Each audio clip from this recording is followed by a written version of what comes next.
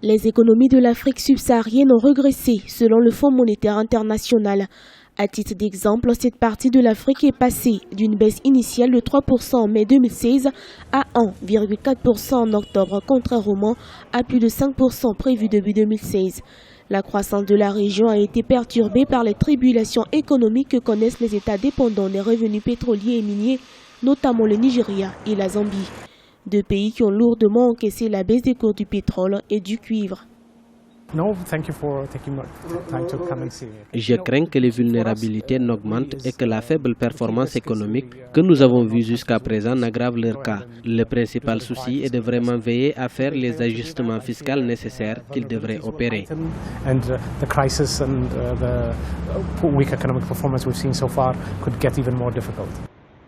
Pour les experts africains qui louent la politique de l'élargissement fiscal menée par le Nigeria, sa continuité permettra de compenser la baisse des revenus causée par la chute des cours du pétrole.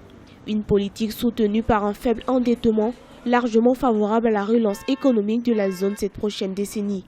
Par ailleurs, la Zambie pourra refaire surface sur le marché compétitif en éliminant les subventions sur les carburants. De plus, ces États devront miser sur la diversification de leur économie et du consommé local en prenant exemple sur certains pays, comme le Sénégal ou l'Angola.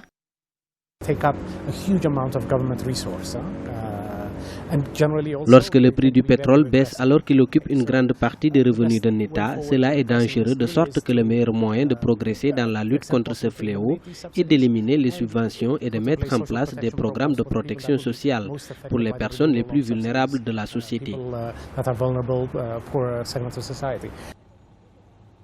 Selon les experts, ces pays pourront juguler cette crise grâce à une remontée des exportations de pétrole ces prochains mois.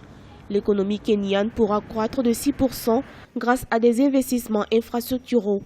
Les États pourront également réduire leur déficit budgétaire par des eurobonds, une bonne maîtrise de la dette et une politique fiscale efficiente soutenue par une diversification de l'économie très prononcée.